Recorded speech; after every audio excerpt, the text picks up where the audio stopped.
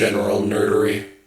So I had a flashback as we were sitting there playing Marvel Snap before we started recording for like 2 hours today.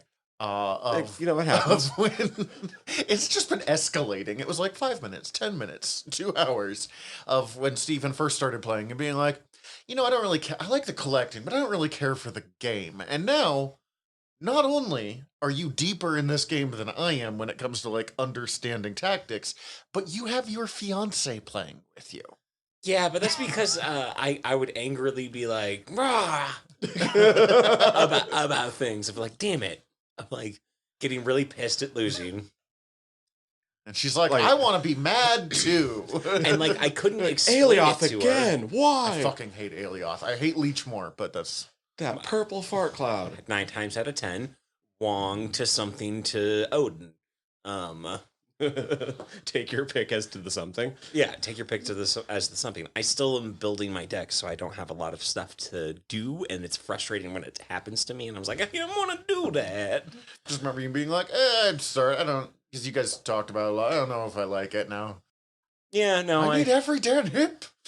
I mean, I do need every damn hit because that's the main hook. That's the thing that keeps me coming back to the gameplay and tactics is all facilitating bringing me back to collecting the full hip. It's the Pokemon hunter in you. Oh god, yeah.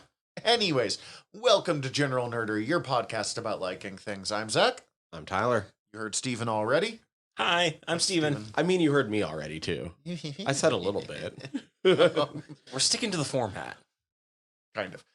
And we're going to talk about some more Farscape, but before that, what have we been ingesting?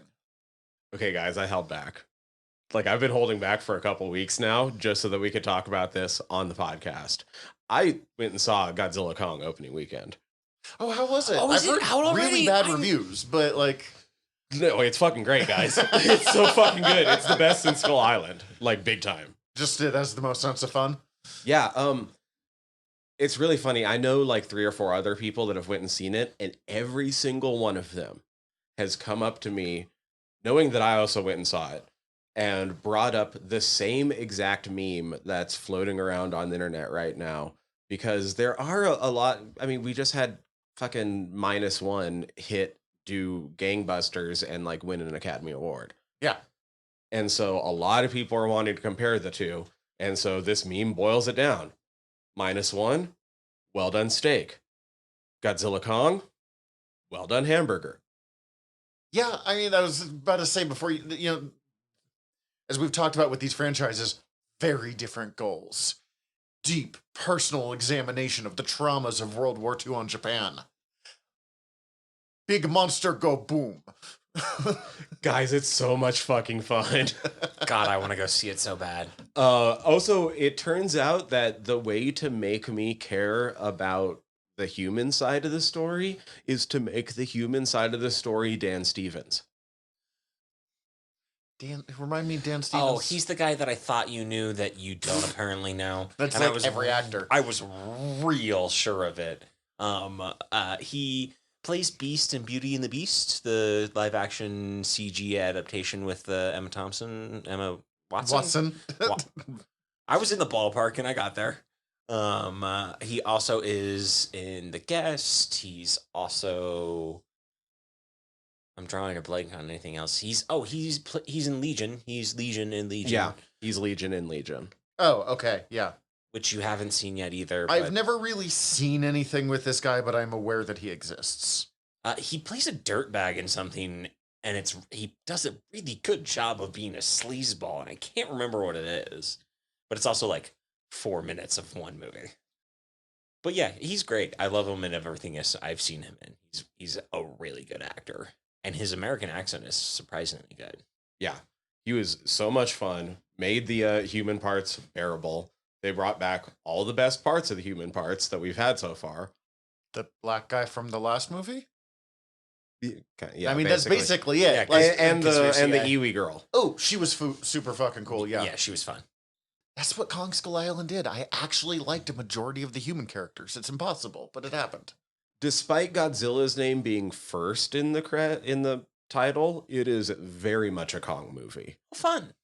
Good. It is very like it's probably like 70% Kong, 30% Godzilla, especially for the whole first half of the movie. But the bits in the first half of the movie where you get Godzilla, it's legit just like cutaways to him fucking smashing some other Titan to the fucking ground. Awesome. What's Godzilla up to? Bam, bam, bam, bam. All right, cool. They Murder. find ways to force bisexual lighting in like every other scene, but it actually kind of works for the vibe. So like pretty dope. Love it, love There's it. only one like straight up super super dumb thing, and guess what? Didn't care. Just noticed it was real dumb. Didn't care. Was it the thing I saw online about Kong using a small Kong as like a set of nunchucks? No, that part was fucking great. I did wonder how Small Kong didn't come away with like brain damage from that, but it was just fucking fantastic. No, it's how minor spoilers. It's how Mothra comes back. Don't care, it brings Mothra back. Exactly. That's Right, where I like- was at. You could just say, and Mothra's back. I don't need explanation. Also, Just tell me Mothra is a series. That's kind of what happens. Hell yeah, that's fine. I'm Mothra okay with is a that. series that literally has a scientist in all seriousness go, we could always ask the fairies to get Mothra to help us. So it's not like we're coming in from like a really deep Right, like, right. Like, did we see Mothra die or anything? Mothra got fucked up by King Ghidorah, I think, but that was the one that I didn't like very much, so we stopped paying attention. And then she like energied herself to re-up. Oh, Big G. yeah. Okay. Oh yeah, that's right. That's right. But we never see her like completely disappear. Ooh. Now it's fucking mature Kong, by the way. Ooh. He looks like such a fucking badass compared to fucking young Kong in the last movie. Like Oh, they nice. changed up his character model some, and now he's just like I don't know. He kind of looks like a me. Is he yoked? He's yoked. He was always yoked. No. Imagine him more yoked. They, like I don't like the look in your eye. That is a monkey you're talking the fucking about. like power lifters where you end up with like the big stomach, but like big everything else as Yeah. well. Which is very gorilla-like, so But then also kind of just like a surly uncle. into it. I love it. Into it. I love it. Sounds great. I want to go see this in theaters. And also minor spoiler, but it's just like one of the coolest fucking things. There's like a 0G fight sequence that is astounding. Okay. I had so much fun. Highly recommend Godzilla Kong. Highly recommend. I would go see it again if there weren't so many movies coming out that I want to also try to like fit in seeing. Like I also went and saw Monkey Man. How was that? Monkey Man's great. Different than I was expecting from the trailers. The trailer sells it very much as very John Wick, and I came away from it feeling it was a lot closer to Ong Bak, which I mean I also love Ong Bak, so Like, big I'm not fucking mad love. about this. It's just not what I was expecting. A little bit slower than I thought it was going to be overall. Although the fights themselves are astounding, like they're fantastic. I did walk out of the theater feeling a little bit disappointed. I felt like there was a little bit more depth that could have been explored, and it was just a little bit of a mood whiplash from what it was kind of sold as in those trailers. Mhm. But like that's our directorial debut from Dev Patel. Like I can't wait to see what he does for the rest of the With fucking some career. experience. Oh, yeah. Because it is Damn. I didn't realize he was directing it as well. co-written, directed, co-produced, and starring. In like the lead role, Yeah, which is heavily like physical. yeah, Him a He gets- busy boy. yeah. Ooh, I am thoroughly impressed. I want to check this out. And I have I have read some interviews that have come out, and it sounds like just making the movie, like the fact that the movie exists, sounds like it was a miracle because it sounds like everything that could have went wrong on set did. So, Oh, bummer.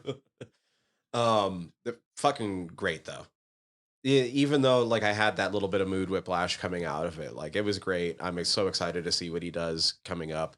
The cinematography on the fights was especially inventive and just extremely kinetic. Pretty blown away with that. Yeah, Monkey Man is great. And I'm also all caught up on Shogun, and guys, it is so fucking good. It is so good. I'm so glad we watched that trailer so that I was so sold on like so that I was actually sold on watching it when Marge brought it up, because This is maybe the most positive review of things that you've done in a long time, and we like stuff like that's our whole thing. I've everything I look, I'm gonna lay it down on the table. It was really hard to get to like the actual homework for this Because podcast you kept watching shit you liked so much. everything I was doing, it was like, oh, this is great. Oh, this is great. Oh, this is great. I do get that. Like I did, but I have watched I've watched Farscape at 3-ish times, 3+ times. But like there's been other things just like no, you can't start this yet. You need to fully get into that still before you get into that. Yeah, that's why I'm behind on Bad Batch and haven't started season 5 of Discovery yet. And in both cases, I'm just like, fucking fuckers. Like, Yeah. Damn, guys. Like, I don't know what to say, but they're fucking nailing it with that show. The fucking court intrigue is wildly well done. Does it seem like they're doing a second season? Shogun? I want to say it might be announced already. I'm not positive. I thought they said, no, it's a novel. We're finishing the novel. I guess I don't know where the novel ends. That's fair. And see, that's my question. I mean, I guess I can look things up Because on it right now. Also, last time I said that in that tone, Neil Gaiman made Gnome in season 2. So, right. And I wasn't sure if they were doing it as a 2-parter. Yeah, that's fair. That's Or given the state of media at this point, why not a trifle? I don't know what a trifle is. Maybe 3, maybe 4. Did you mean trilogy there? No. I decided to go with trifle. Okay. My brain knew it was wrong as I said it. Oh yeah, it looks like it's going to be one and done. Unless they can really convince a lot of people, but it seems like most people that signed on for it thinking about it as one and done, so. Interesting. And Which I'm fine with that. It's just like they are knocking it out of the fucking park, and I would love to see them do more. It says they've adapted the source material basically to the end already, so. oh, okay. Yeah, I guess like I never read the novel, so I don't know where it ends. Like I think it's only 2 episodes away from the series finale at this point, and I could easily see a world in which it goes on past whatever is going to happen in these next 2 episodes. Mhm. But if that's the end of it, then they fucking knocked it out of the park and created like an all-time one season. Because yeah, basically, like I don't know what to say other than they did it. Like it's all really fucking great the way that like the power plays between all the different major factions and how it's all working out, and I love it. Nice. And then also just got sucked into House Flipper on Xbox. It's great. Oh, it's a house dumb. flipping video game. It's a house Okay. flipping video game. Oh, interesting.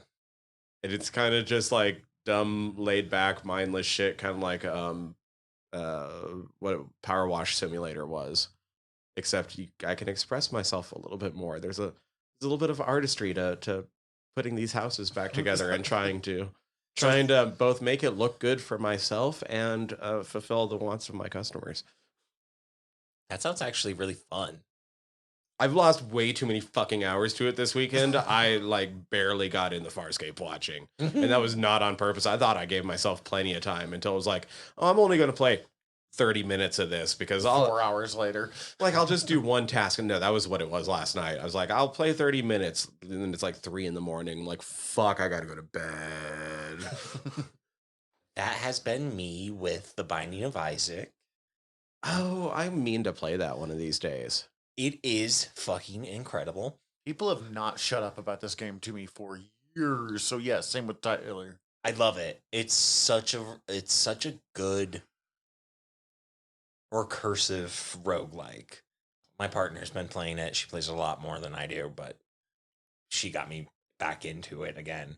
But it's so easy to just pick up and play. And you'll have a couple of runs where it's just like, well, I died 3 times in a row, and then I had a run that lasted me somehow an hour and a half.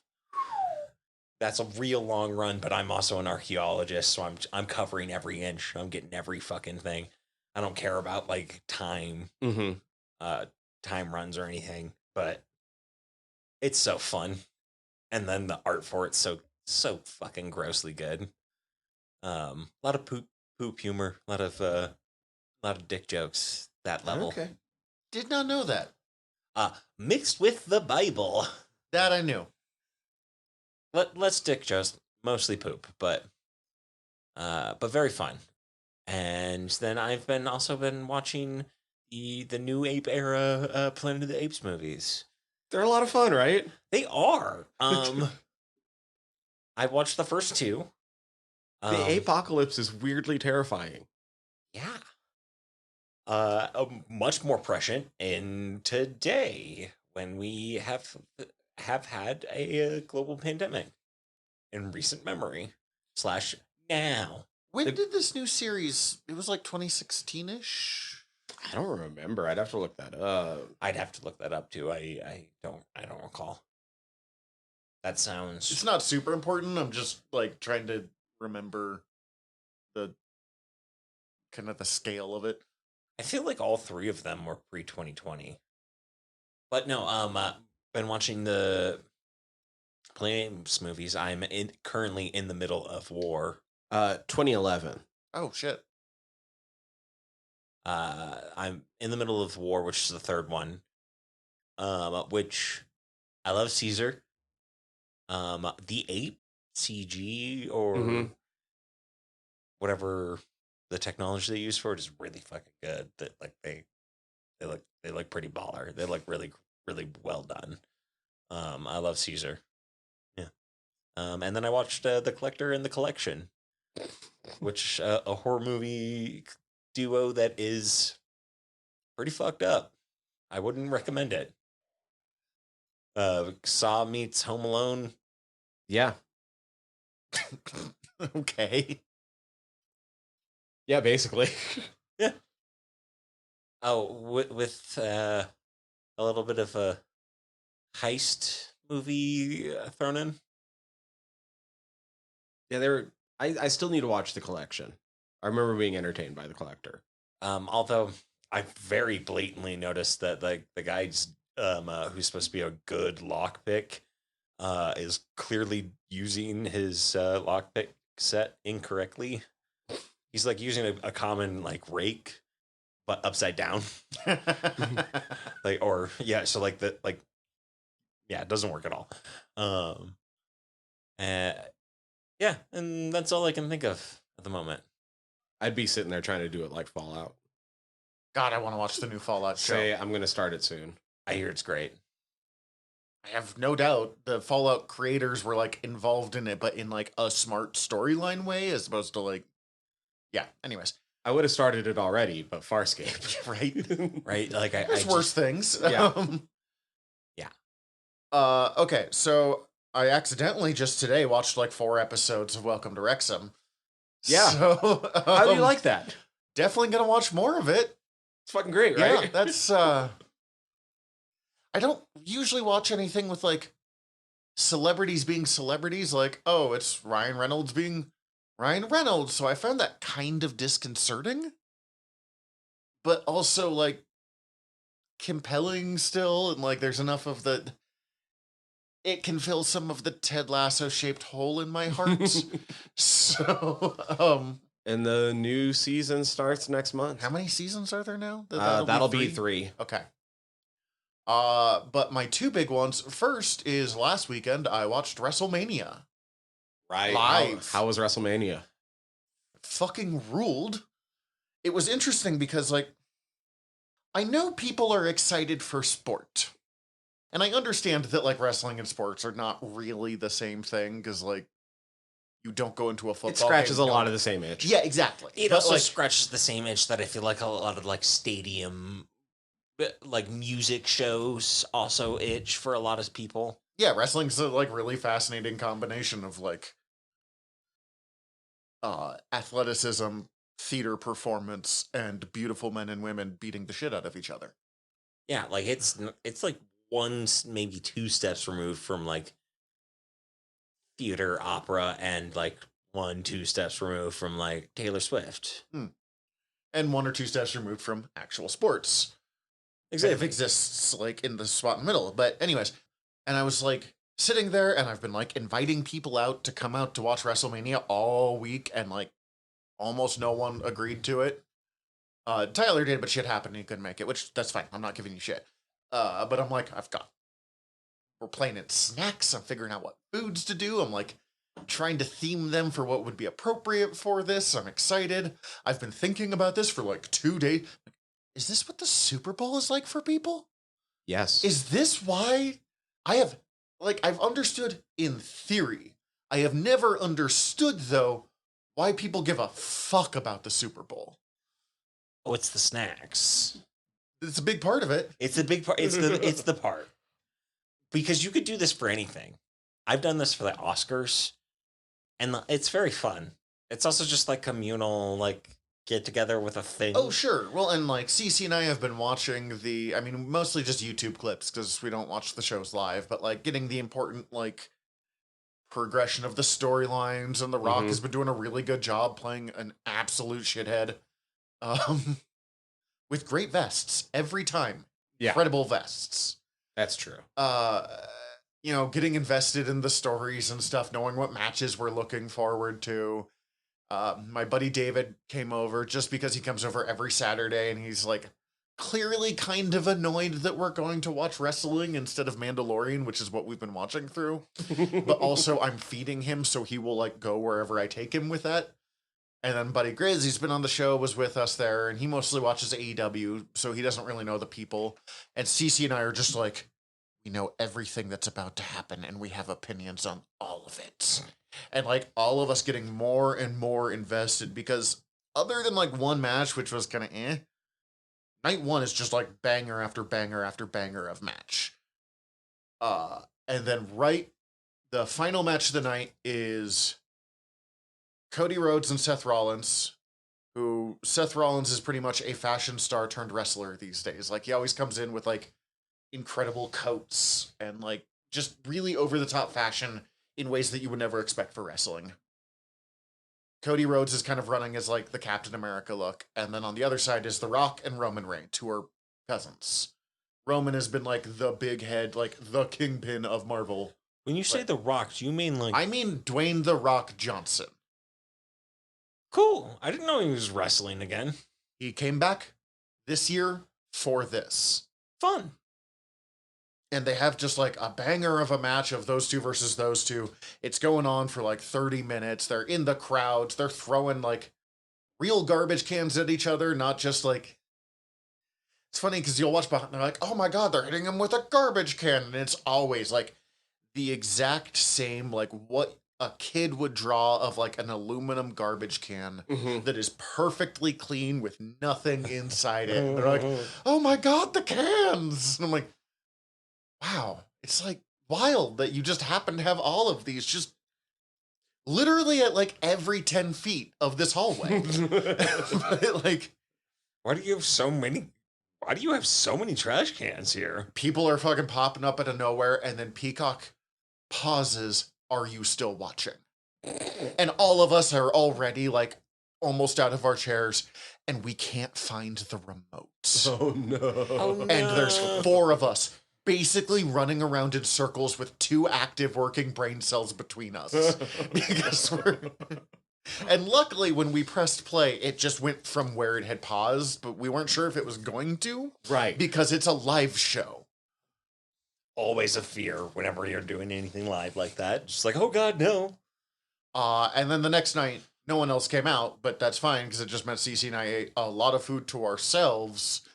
And then we're like openly yelling at the TV. And neither one of us are that intensive while watching TV. But like, bunch of shit happens. John Cena pops up out of nowhere, blah, blah, blah. Roman's about to win. How did you see that happen? I just assumed because the music started. And then the fucking Undertaker bell goes off and all of the lights disappear. turns back on, Undertaker standing behind Rock, grabs him, does his like pile driver thing, the lights go off, it comes back on, and both of them are gone. And CC at this point, and I are at this point just like openly like, yeah! That made no sense, but it was so cool! Yeah. So yeah, I give him, I mean, I lost the like I care about wrestling thing like months ago, but that was a lot of fucking fun. And also kind of burned out, like my brain could not stop thinking about wrestling for like a month beforehand. And then I was like, okay, I got my fix. By the time the next big live events will come back, like it'll start to kick up. Like I don't need to be a weekly one other than the occasional like, oh, let's see what, the Bloodline storyline is. You'll follow your favorite. Yeah, exactly. I get it. It's the NFL off season. Sure. No, you've discovered it. This is what watching sport is all about. All right, this is fun. Yeah, but like I can already tell that like the period between Royal Rumble and WrestleMania is just like, oh, well, that's what I'm up to now during that time of year. And then last, Cece got me turned on to this podcast called Normal Gossip because apparently everyone in her department that she's working with are all listening to it. That does not surprise me. And it has destroyed me as a human being.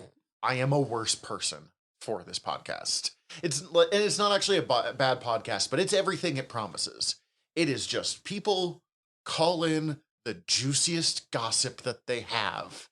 And the host like rewrites it so like names are changed and like some enough small details are changed that it won't like affect the story, but it'll make it harder to tell where they're from.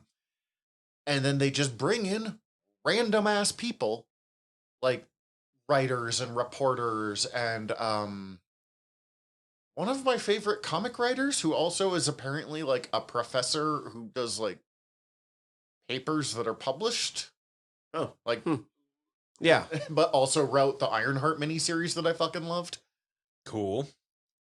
And like it ranges anywhere from, I mean, my favorite was all of the fucking drama happening in this lesbian kickball league to this guy was overwhelmed fixing pocket watches in this like weird early 2000s pocket watch community. So he faked his death so he could get away with not having to fix all of these watches. There was like a forum. And this one dude is the like one dude that can fix any pocket watch, so people keep sending it to him, and he gets too much and he gets overloaded. So he fakes his death. So they're all just like, oh, it's so sad he died. Oh no, he had my watch. And they catch him. And then 2 years later, he does it again. And it's just this woman telling these stories, and it's like, it's interesting because one, it's just all of the juiciest gossip of like the least harmful kind. It's, no one's getting hurt by this. It's not like, oh, so-and-so was abused. It's like the lesbian club got really high drama because a really pretty woman started coming every week. Like, whatever. Oh, here's this battle I had with my roommate because we had the world's thinnest, or not roommate, neighbor, because we had the world's thinnest walls. Like, that kind of stuff. But the people on this show, and I don't mean this in any way offensively, are the last people in the world that I would ever hang out with. Not because they're not lovely people. All of them seem really intelligent. Most of them are fucking hilarious. I have heard more about astrological signs in the last week that I've been listening. Oh, obviously that person's a Gemini, and you know exactly what that means. I'm like, I don't. Like, this means nothing to me. They're born around June. If you wanted to say, oh, this person's got a blue lightsaber, yes, that I could communicate with you on, but... What does that mean? It tends to mean you're more of a scholar.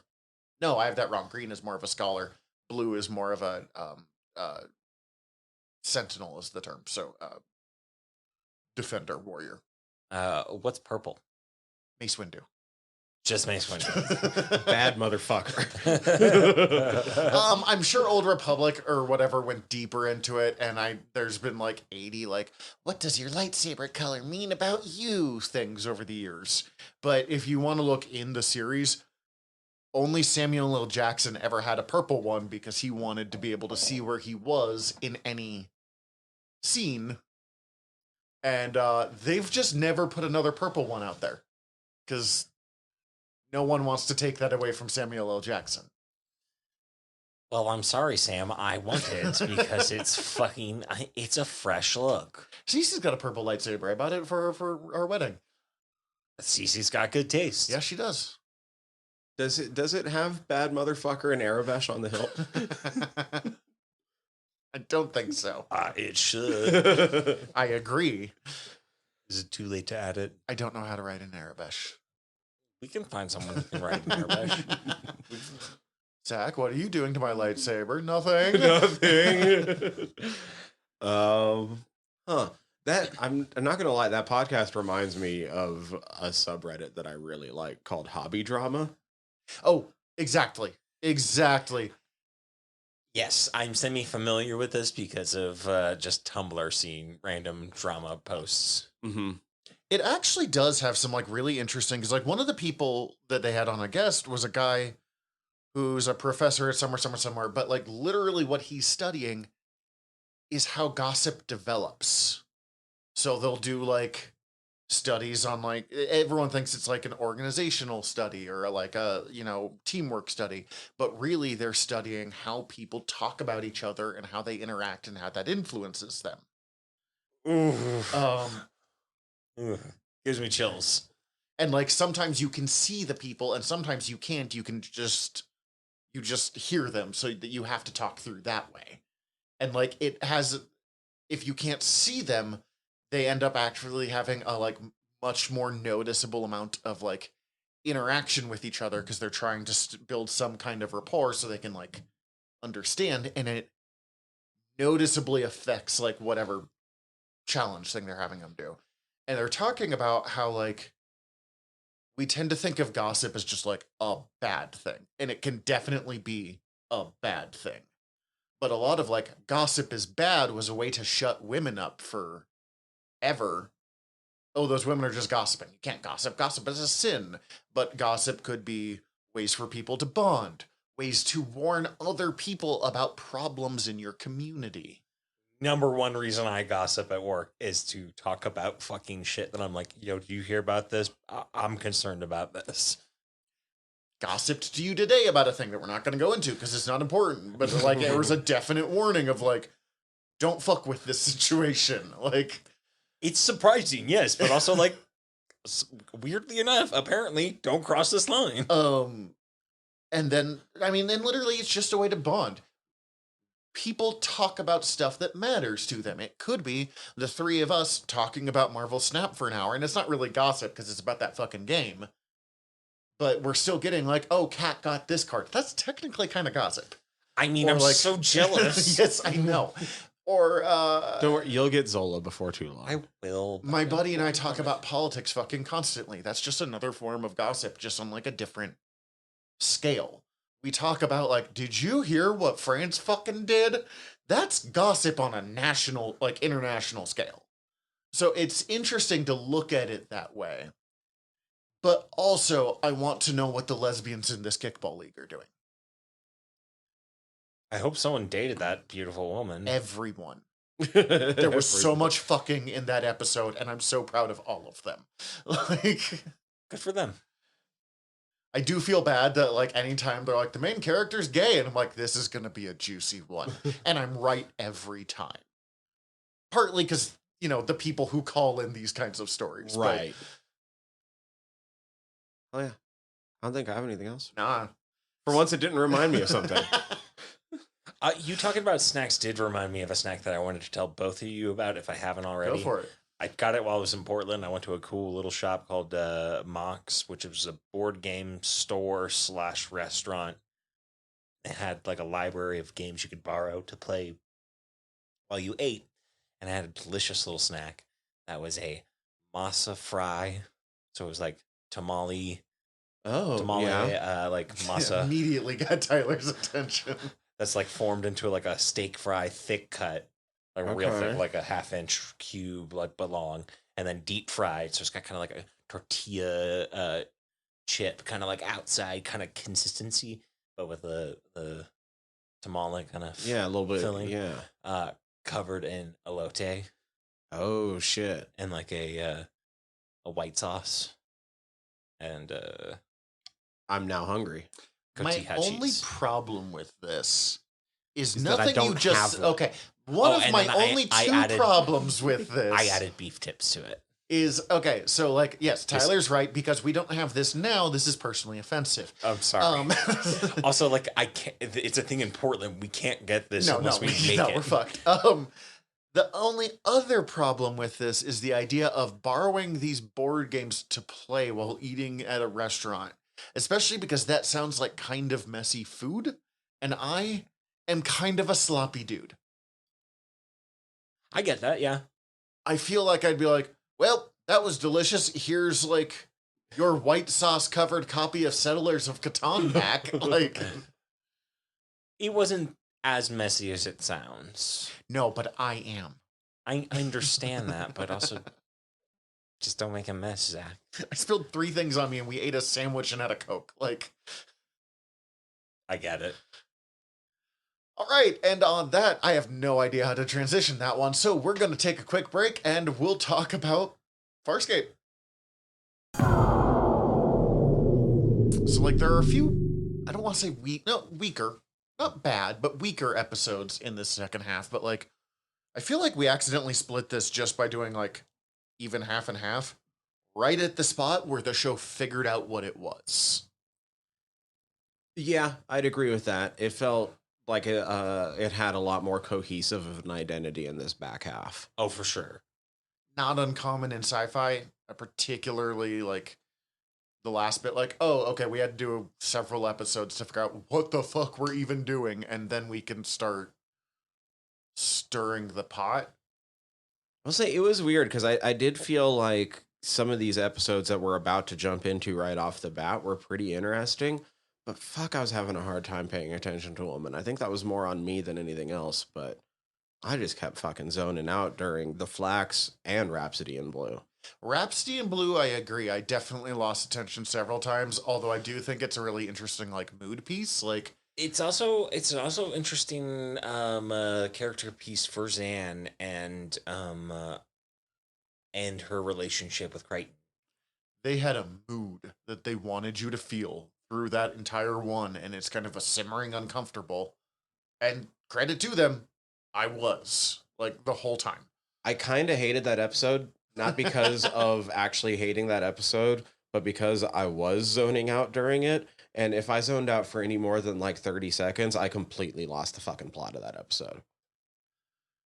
It's like, wait, what? Why are they now merged together? What did I miss? Yeah, it's pretty thready and heady to follow. So I watched that episode like 5 times. Oh God, no wonder you hate that episode. Yeah, It's also one that I also had to restart like 2 or 3 times, so I probably did watch it like 5 times. I don't think it's the worst episode of these 11 that we watched. I think it's the second worst of what we watched, but it's got some interesting stuff with Zan. Zan leaving the priesthood. I feel like they've struggled to find what to do with that. Mm. Because, like, she leaves the priesthood here. She's a little more hardcore, but they were already building her up to be more hardcore. Right. And then later on, she puts the vestments back on again, because she's like, I didn't actually give it up in my heart. And then the next episode, they're gone again. So, like, what's her status as a Delvian priest? I don't actually know. Well, I don't know how much I care right now. Really? 'cause Yeah, no. I don't know much about being a Delvian priest as much as I just know about Zan. Which is the more interesting of the two options, in fairness. Yeah, same. What little we know because of Rhapsody in Blue, and it's mostly from this weird offshoot. I guess apparently you could. It sure seems like most of being a Delvian priest is if you're not careful, you're gonna go bum fucking sane and drive everyone else insane around you with your massive psychic powers. Yeah. Although one of my least favorite episodes, you do find out that Zan is a plant person, which I forget what it was. Oh, the bone one, the bone lady one. Yeah, that one I ended Bone up, to be wild. is that what it's called? That's the name of the episode. Yes. My God, I somehow watched that episode at least 3 times because I definitely watched it while I was traveling and and then I ended up like restarting it again. That episode is fucking boring. The problem is that episode sits in a weird spot because they had a bunch of build up, and then they have this kind of like weird side plot for a while that has like the calcium beast or whatever you want to call her has like really amazing like costuming and stuff. And like some really cool effects for that, but also that And that's Crichton's real life wife. I was gonna say I'm eternally amused that is Ben Browder's wife. So that's fun. I didn't know that. She'll show up a few times throughout the series, and She shows up once in every season. As different characters? Yes, as different characters. Oh, fun. But like that series or that episode is a little side plotty. So I see what you're saying. It definitely, in like the grand scheme of things, is like way off the main line. It does have some fun back and forth of like who's the real villain in this one, and like manages to kind of successfully change that view like 4 times. And also ends with it still being completely subjectively just like, well, fuck all of you, I guess. Yeah, she's dead. Like straight up. They once again the crew is like, here's a deal we'll make with you. We'll leave and you'll die. I mean, she just get picked up by the peacekeepers, and like Scorpius, it's alluded to Scorpius like, oh, we'll take her in, but like it's. And then she starts to show that she's hungry, and it fades to black, and the next episode never gets mentioned again. I think they do mention. Do her they mention again, her? But it's like in passing, it's like she dead. And your new fucking acquirement of like a person you rescued, whatever. But it's like literally like one line and one episode passed. Okay, so we've kind of jumped to the end of the series already. But we were also talking about our least favorite parts, and I'm going to back it back up to where we were about to start, because I think my least favorite part of this back half was the A plot in the Flax. John and Aaron stuff? Like, no, the John and Aaron like subplot of them like they're getting their romance kindled. Their B plot of like figuring out, yeah, it's like, liked that. Yes, liked that. That was like, yes, please. This levels the stakes for me on that. The Dargo hanging out with the Zanettan and like trying to rescue them and shit. Like, I didn't give a shit. It took me like 3 watches just to understand what the fucking the Flax was. I actually thought that was really interesting. Like I mean, I've seen the Flax before. If Flax is one of those ones that was on Sci-Fi Channel a lot for whatever reason when I turned it on. So I've seen this episode a few times. I liked it way more than I remembered liking it. I actually think that Dargo has some interesting character growth in here where he goes from fuck these guys, I just need the ship, to like realizing, oh god damn it, I do kind of care about them, and like I can't sacrifice everything to see my son again, or I won't be able to look my son in the eye. Like, I think, I don't want to say, he kind of softens in this one. It kind of continues some of what he had before, where Dargo is starting to connect. I see, for me, I feel like it bit off too much, and I can't decide on whether it seemed like a foregone conclusion or just like, or it seemed like a foregone conclusion, but I can't decide for which way bugs me more. And I don't know. I feel like prior to this episode, we didn't get enough setup of just how fucking like one-tracked Dargo was about finding his son, and like a lot of the emotions contained within until this episode. And if it had more time to set in, it would have probably like rang more with me.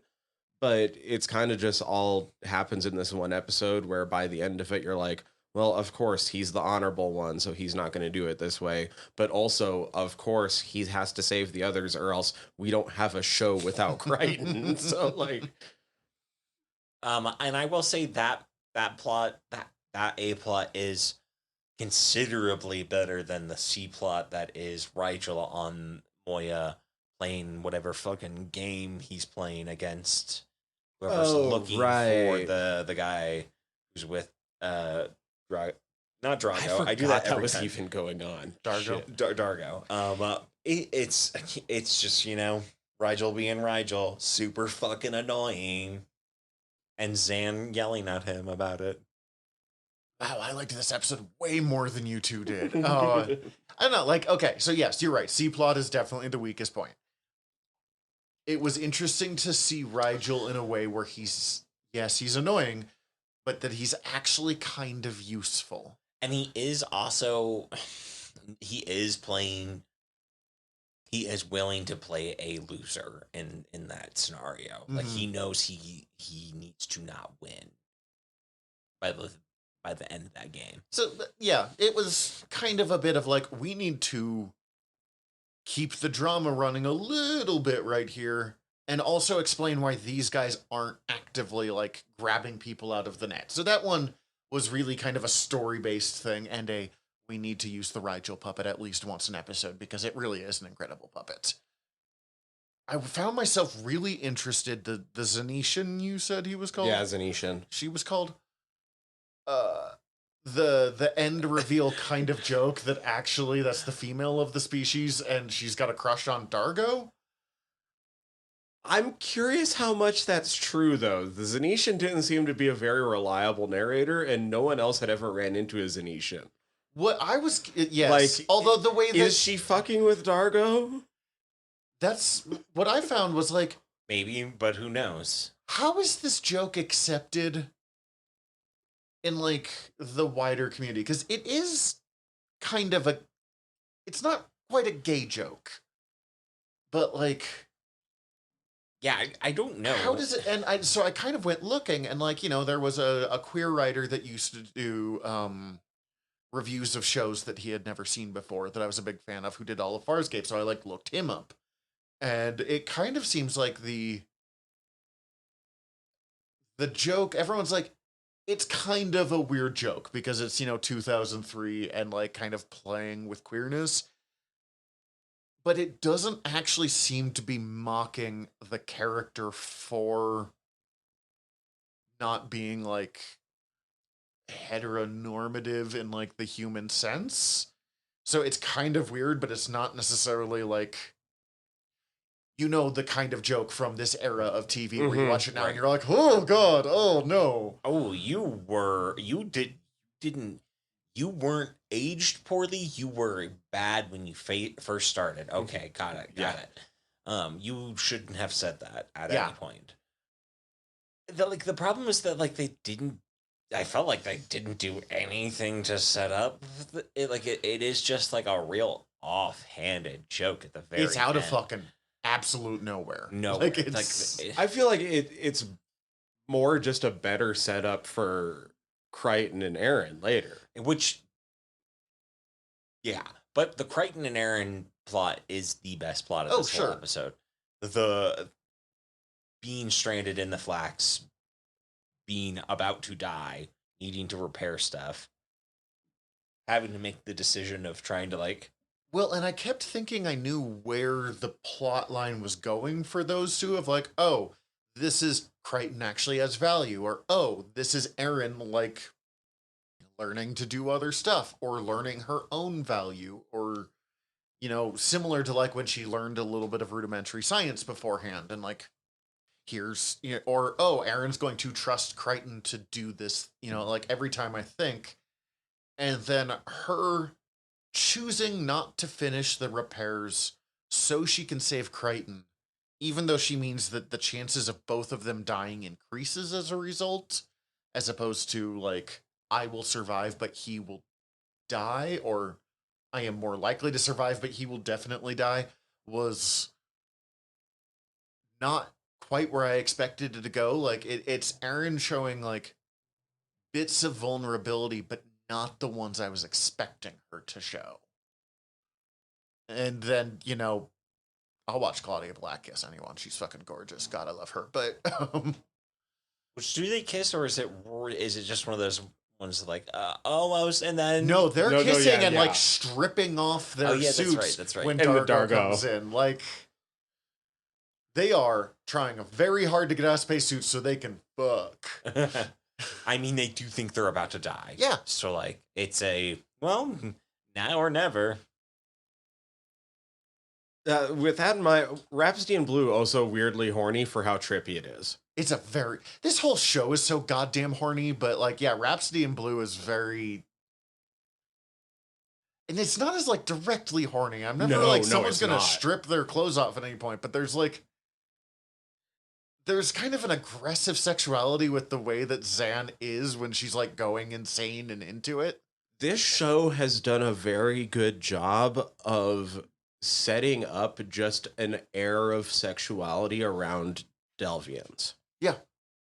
There's something inherently boneable about these blue plant people in ways that like it's really weird when you describe it that way. In but- ways that Mass Effect would later capitalize on with the Asari. I mean, I don't know why, but I get it. I can't explain it. Part of it is just the way that actress moves. She's so good. And she plays that really weird comedy. Like, usually when you have the, like, infinitely wise woman character, especially in shows from this age, they're Who's not... also the ship mommy. Yeah, they're not very sexual. And she is so sexual with, like, all of them. But not, like, aggressively so. But just, like, the way, she'll, like, cup her hand to someone's cheek or something. And it's, like, both kind of calming at the same time, but you also know that if shit wasn't going down, she would be fine with it. Like, doesn't matter who. Maybe not Rigel. Everyone else. And that's a maybe. Maybe not Rigel. I actually love the interactions between Rigel and Zan. It's so weirdly fascinating to me. They ebb and flow wildly back and forth. She's the one that likes him the most, by far. And he is such an asshole constantly. Well, I also get the feeling that Rigel is the only one of the other crew members that have been around the block enough to actually get everything about Delvians, whereas everyone else mostly just knows rumors. Mm-hmm. That makes sense. That makes sense. After Rhapsody in Blue, and not that we're super going like episode by episode, is what I think is the worst episode, and it's not even that bad an episode. Interesting. Jeremiah Crichton is so fucking weird to me. This episode was the best surprise of this entire first season for me in a good way. Because I completely thought I knew what this episode was going to be. I was like, oh yeah, so he found peace out on this planet, and they're going to have to convince him to move away. And in a part, he's going to convince himself, because it turns out that his presence here on this planet is just going to continue to put these new people that he cares for in danger's way. And I've seen this story play out many times in sci-fi and superhero stories. I did not think it was going to be Rigel's people showed up and did a really too good job of colonizing. It's okay. So what's fascinating about this episode all? is it takes like 15 Star Trek plots and wraps them into a single episode.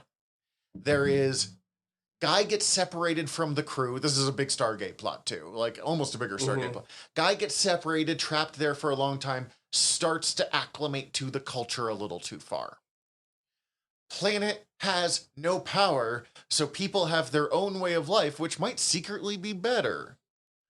Alien culture that is just kind of generic person of color culture from Generic natives. generic natives poorly defined. Generic native princess horny for the main character, which is like half of Kirk's episodes. Yep. Generic natives accidentally think that someone is a god and you have to figure out what to do with that. And weird allusions to Jamestown. Yeah.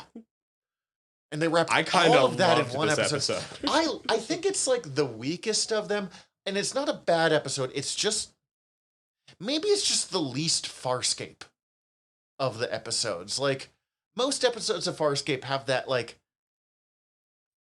vague feeling of I don't even know if discomfort is the right word for me, but like I don't know. I just felt like unease. Crichton was a real asshole in this episode. He's the little bitch who's just like, I don't have enough space. I'm mad that I'm stuck on this side of the planet and I'm gonna go out for a joyride and, oh no, you assholes left me. I wonder, you told us that originally the Flax and Rhapsody and Blue were swapped, like in the order they were supposed to be shown. I have no idea. All I know is that's what it's listing for me on Wikipedia. Okay, but that's not how we watched it. And because part of the problem is the way that we watched, because I assume you went straight from Rhapsody and Blue to Jeremiah Crichton, like because we were binging. Obviously, some time has passed in between them, and I thought Crichton getting overloaded and throwing a tantrum kind of makes sense with the way that Farscape is built. That all of these people are traumatized and they have problems, and Crichton desperately wants this to be Star Trek, and he's just everything sucks. Everything is hard. He's been running on such a high key level of stress that it makes sense that he has a breakdown like that.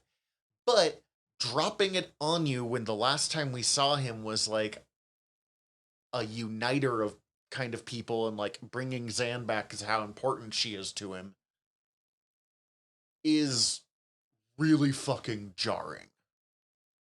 And I'll actually agree he's kind of a little bitch in this episode, but I'm not defending him. I'm not saying he's not a little bitch. I'm saying I get why he is, but they could have done a better job of like putting that into some context other than his like, I'm sick of this, I'm sick of this, I'm gonna go fly, and then Moya leaves and he's like, oh fuck. And like he does also regret it pretty quickly, though, I will say.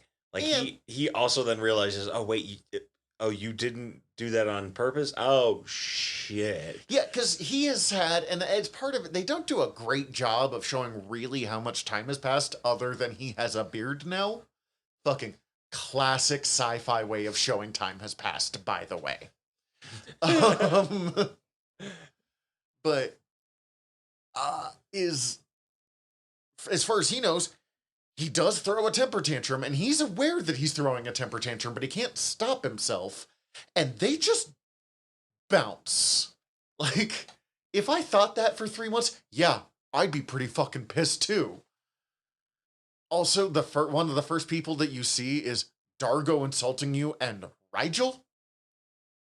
Yeah, it doesn't go well. That little island culture is the worst defined little like savage or noble savage culture like of all time. Like, so this headman is in charge, and really no one can even question him, and like this great honor, and the women get to pick who they marry, but the men don't really have much say in this. But also, they can this murder men weird if they feel priestess like lady is in charge, actually, even though she's not, but she can overthrow or what like, and then random guy that for whatever reason, the like romantic rival that's not really a romantic rival because Crichton's trying so hard not to bone this. Yeah. And generically it's so hard attractive. To tell everybody he's not trying to bone this fucking girl. Like, he's very explicit. It's like, hey, we are not down to clown here. The romantic rival, and I could not tell you what it is about him, felt like he should have been in one of the 90s Mortal Kombat movies. I feel it. Like, the kind of bad, like, almost turtle shell armor he had over, like, the bright purple, and the way that he talked, like, something about him just screamed, like... I feel like he could also be in the Scorpion King for some reason. Or Beastmaster. Oh, Beastmaster, yeah. Yeah, I don't have too much, like, it's just a... It's not a bad episode, it's just a fucking weird one for me. And there's not really any, like... any real examination of, like, any of the characters in it. Well, like, almost everyone else's, every other episode that we watched was like, let's at least have something to say. And this one's just like, let's drop Crichton off on this planet for a while. Yeah, this one feels And like all of them are wearing polyester, despite the fact that it's like... This one definitely just felt like kind of a one-off type episode of just like, we're going to do a sci-fi episode. The closest there is to character growth is the fact that Rigel is like, oh, we fucked these people. Oh, yeah. Like, the moment that he found out that basically they Bene Gesserit'd these people into thinking he's a god, you would think that Rigel would love that, but he's like, no. I'm your king. Don't get me wrong, but I'm not a fucking I'm god. completely okay with being your king, but 100% down. I'm your Dominar. I'm not a god. It's not okay that we made you think that you are. Like, I am. It was just a strange... Please definitely don't think that I am. Please stop setting your shit on fire. You can give it to me. I'll take it. But, like, do not destroy this nice little village. Like, it just was... I don't know if it's, like, out of character writing or if it's a really, like, weird line for where Rigel puts himself that is, like, an interesting character quirk. Durka returns. Introduction of Chiana. I love Chiana. Yeah, same. Yeah, she's pretty Everyone loves Chiana. She's kind of the manic pixie dream girl from hell. And we all grew up in the age where there was nothing cuter than the manic pixie dream girl. Yeah. Still works. Her species, I can't think of what they're called off the top of my Nabari. head. Nabari are so creepy. Like very creepy. I do not like them.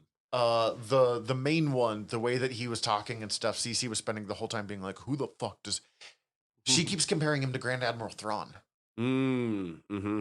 The, I like, see that. super quiet, reserved, like, evaluating you while I'm talking to you and kind of putting you down at the same time. And then, like, every one of their, like, end result plans are fucking horrifying out of nowhere. Also, as much as I love Chiana, I feel like this episode is the weakest episode for her the entire season. Yeah. I kind of like her in every other episode more than this one. I mean, I feel like she's definitely a little bit... She's introduced in a real low position, being that she's captive.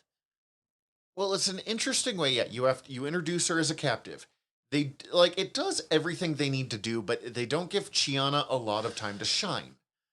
Because, like, they introduce her as a captive, which puts an interesting, like, balance, because all of them are former prisoners. So where But then there's also the Durka thing going on, which is huge for Rigel. This is a big Rigel episode that brings in a new character, but they still do a pretty good job of mostly letting the focus be on Rigel. Because she's, like, hiding in the fucking air vents for a solid half of this. Yeah, it's questionable whether or not she, like, that guy gets murked. The Whatever. Yeah, I the forget his the name. other Nabari. The other Nabari, he gets murked. And Silas or something like that. It does not matter. He's dead. It's questioned whether or not Durka or Rigel or Chiana killed him, but, like, it ends the episode basically with, like, where were you when this happened?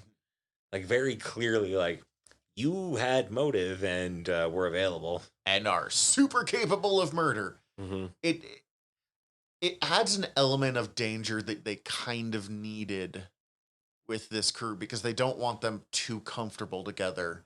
And, like, Rigel is untrustworthy and everyone knows, but like, everyone else has kind of come up with enough of a, like, shaky alliance structure that having someone else from the outside adds a different level to this.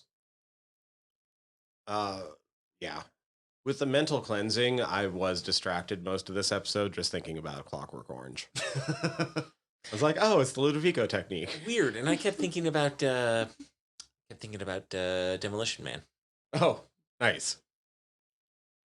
Mental cleansing, brainwashing. I was thinking of MK Ultra, so, like, we all had our own thing, but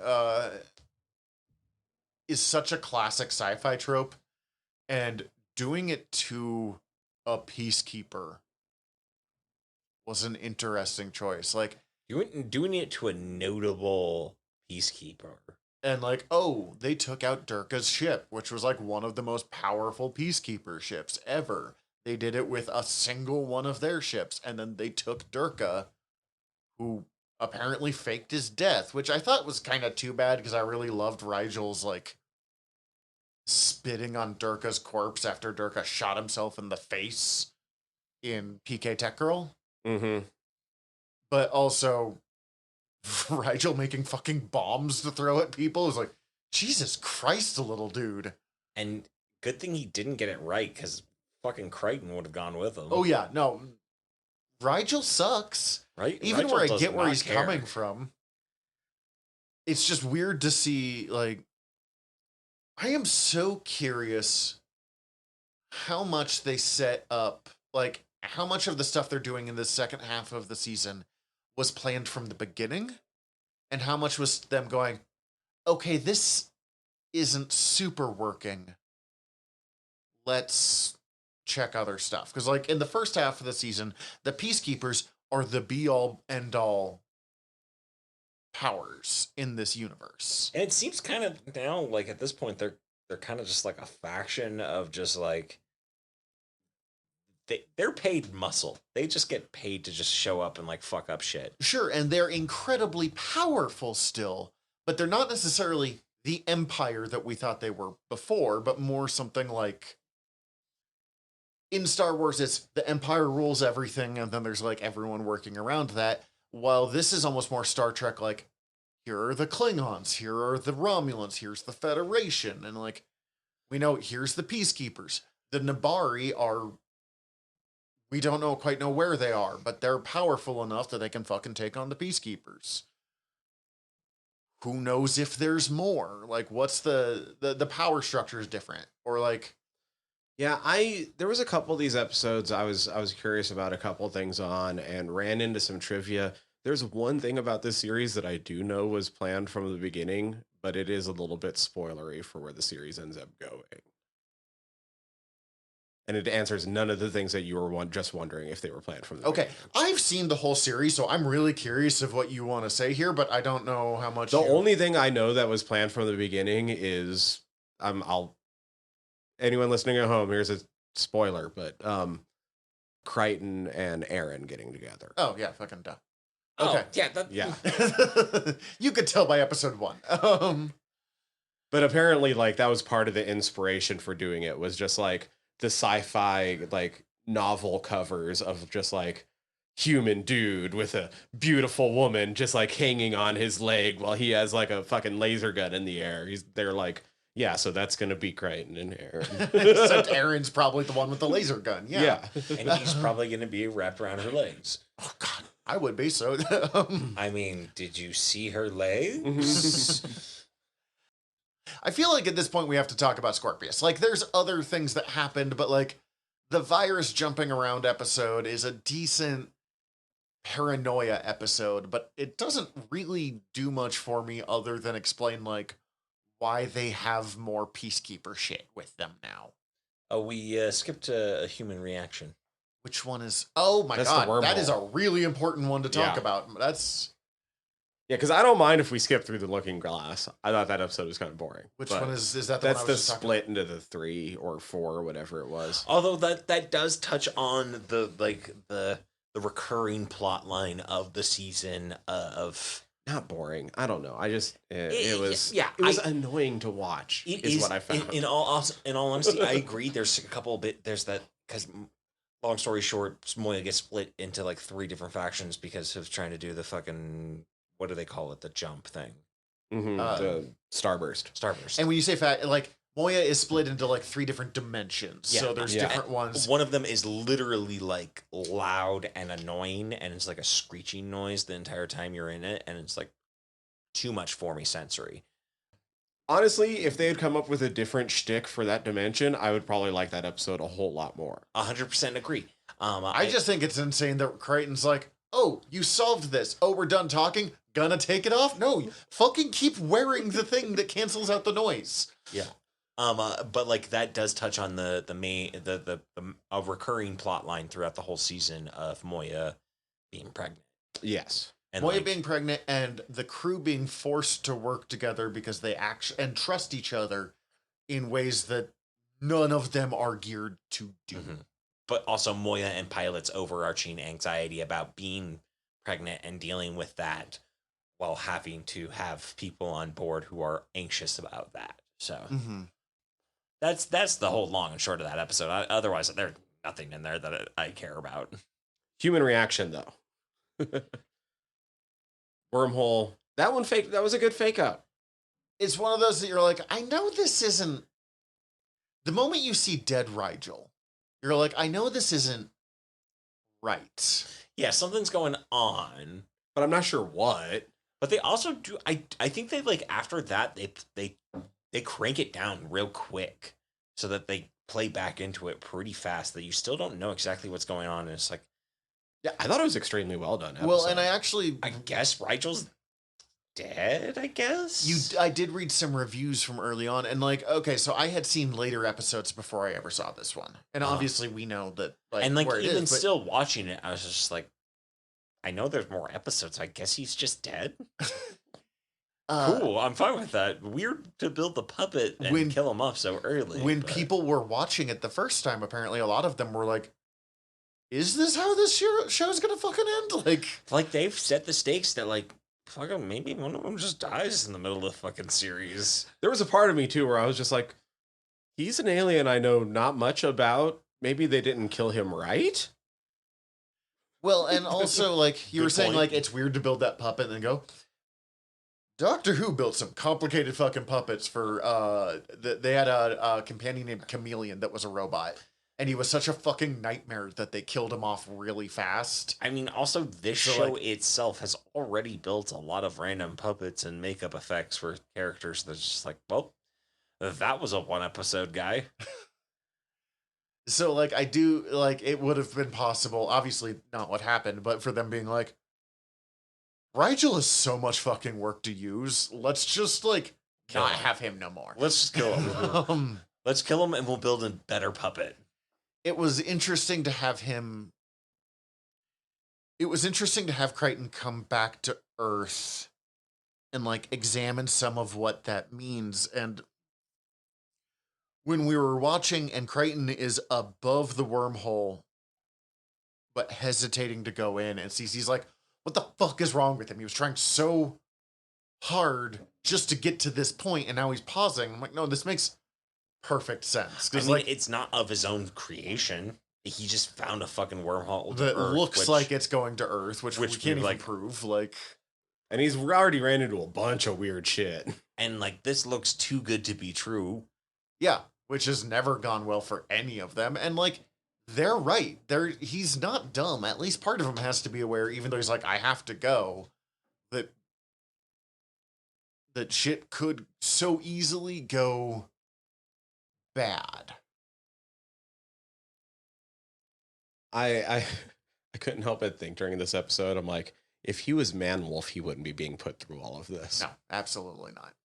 God, the bad guy agent had something so 90s about him, and I think it was like the earrings that he was wearing for some reason. And I have earrings. I'm not like Mm-hmm. judging, but there was something about like I mean, you This- do have a look right now that you could easily be going for a supervillain look. but like my point is like secret agent 90s man, and then something about him like does not land, and part of it's just the fashion of the 90s makes it hard for some of those to be like taken. And also, it's Seriously? this Australian 90s fashion. That's true. Yeah. Like he just kind of looked like instead of interrogating aliens, he should have been like shorting stock somewhere. He was doing both. Probably, yeah. That's how you make the real money. I do think like because I had seen this episode before, I remembered that it was not real, but I didn't remember a lot of the details other than the like really graphic Rigel autopsy. That was like, okay, that is a lot of puppet guts. but like I forgot quite how he figured it out. And Cece's spending this whole time watching with me, being like, "It's a dream. It's not really happened. He definitely didn't just have sex with Aaron." Although, did he? Yeah, because Aaron remembers meeting his dad later on. And like they say that like they came to investigate the wormhole, and like Rigel was there. And, yeah, so they just and like Dargo. faked some stuff. They but just like faked it, and but like at a certain point, it's just them. As it's just Sun and him. Just walking around. Theoretically, they hooked up. She does look good in that dress. Does that mean the aliens were watching them fuck? Yes. Eh. Dad Alien was definitely watching. But like what kind of bothers me about this, and it's a weakness that Farscape has, because it's kind of stuck between like the one-off science fiction television of the 90s and what Sci-Fi Channel will do like 5 years after this with like Battlestar Galactica and really heavily serialized science fiction, that they're doing these like big power moves, but they still like have to end at every episode, and they don't always do some of the needed follow-up. Like he has this like interesting moment interacting with the ancients. I think they just dubbed them ancients in this. Yeah, the ancients. Oh, I'm noticing something like, here. There is a reference later on that confirms that they fucked in this episode. Sorry, I was looking it up. So Cool, thank you. Let me finish my thought and then tell me what yeah. that reference. Like, I appreciate that confirmation on them fucking. there should have been a moment though, where like Aaron's like, "You want me to go back to Earth," and that went really fucking badly here from your own mind. Like, there's just not like. You don't think it's gonna go well. There's some weird follow through of Crichton realizing that everything's gonna be way more fucked up when he gets back than like his imaginary version, like his like daydream version was. This will irrevocably change. Not just humanity, but like your life will never. You can't go back really, even if you go back. But they never really give Crichton the time to like even fathom that, let alone hold the conversation with anybody. Also, I don't believe that Erin liked beer the first time she drank beer. No one likes beer the first time you drink beer. Correct. I don't like beer still. Yeah, same. Is the confirmation that they boned like a huge spoiler anywhere, or is it just... No, there just is some dialogue in the first episode of the second season that confirms that they did. Oh, good for them. That's all. And then oh, here shit. Sorry, I was looking up some background info on the other one we talked about before going into this one. Fucking, what's the name of the episode? Through the Looking Glass. And it was originally pitched as an episode for Next Gen. 100% believe that. Absolutely makes sense to me. It's fine. It does some interesting stuff. It's nothing to write about. But this brings us into kind of, other than Bone to Be Wild, which you're right, is just out of fucking nowhere. Kind of like a 4 or 5 like arc run that's basically all one story, even though they're kind like of episodic 3 stories. Yeah, in it, where we get A Bug's Life, where where a bunch of Peacekeeper, like fucking Wetworks Black Ops agents. I kind of like watching Crichton pretend to be a peacekeeper. I love Ben Browder's awful fucking accent that he like, and how he plays that. What accent is that supposed to be? It's also the exact same character he plays in Guardians of the Galaxy Volume 2. If you watch it, he uses the same accent. He holds himself in that same like kind of awkward, like super stiff position. That's his "I am being threatening." That's delightful. Yeah, Bug's Life was fine. I liked it. It was a good bottle episode. It ramps up the paranoia a lot, and it does a good job of that. I don't like episodes where someone is secretly not themselves, or someone has secretly been changed and you can't tell. Like, it's the kind of thing that piques some of my anxiety. I enjoy this episode. It does a good job. It's just not the plot that I tend to like leap towards. And as I said earlier, I do think the most important part of this episode, other than giving Erin some like a little more reinforcement that she doesn't really actually want to go back to being a peacekeeper that badly, is it gives Crichton a gun. It gives Crichton a gun. Admittedly, that like vest and stuff that he starts wearing there, which is a much better look for him than the white t-shirt. And then it does set up that there's a fucking peacekeeper like outpost out in this region that's doing secret bullshit. That's where these people are trying to get this cargo to. Mm-hmm. It also sets up that like Erin was injured and needs some peacekeeper healthcare. Yeah. My alienness requires this alien solution to alien not die. Which, that's not me actually making fun of Farscape, but literally every science fiction show ever when they need to like... I kind of forget how that A Bug's Life ends. Does everybody get killed?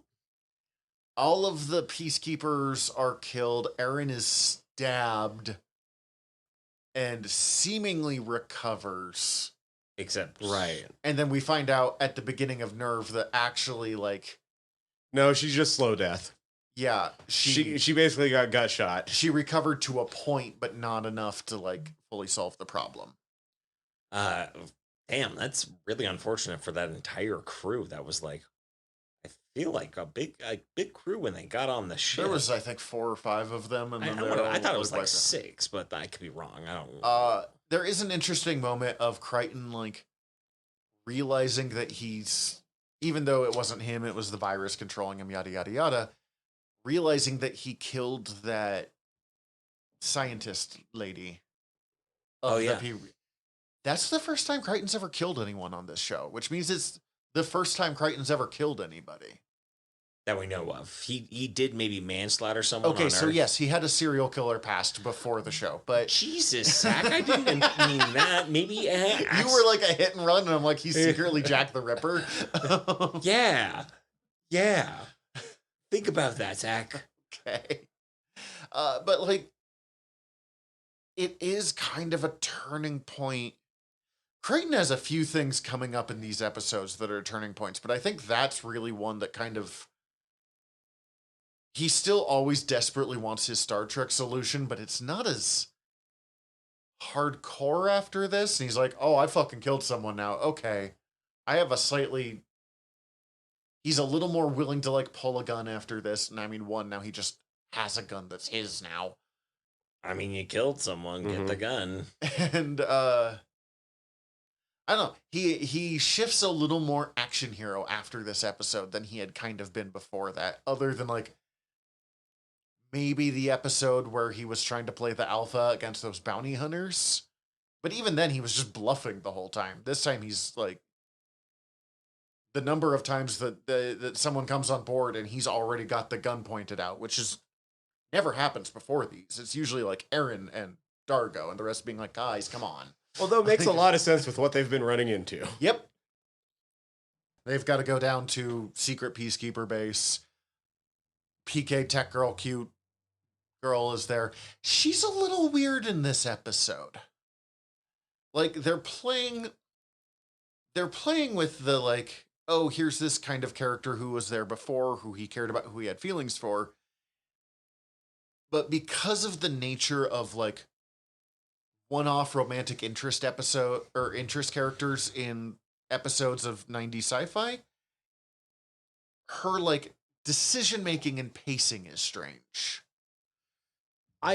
She met that dude for, like, 3 hours. Look, 3 months ago. These 2 episodes, I'm not gonna lie, I was kind of surprised at not like how broken up I was by the end of her little arc, but like how bummed I actually was for her, even though that, like, yeah, they knew each other for like 50 hours tops. Like, yeah, like, okay, they knew each other for 50 hours tops, but like looking at what little we know about her life, I get it.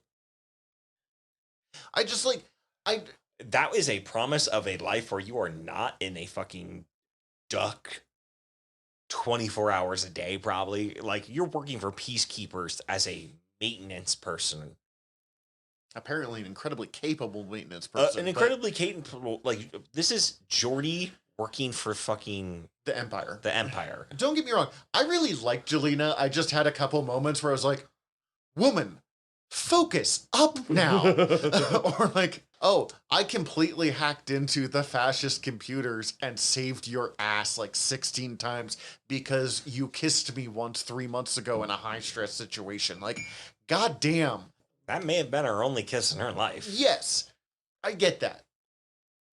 But it just had like some weird moments, but they played it really well. The only part that straight up broke me is when they disguised Chiana, and she's like, I don't even think John would recognize you. And then you turn around and it's Chiana in a wig. green jumpsuit and a wig. And I'm like, you could have like put Something? some rouge on. Like, I know, like You could have tried.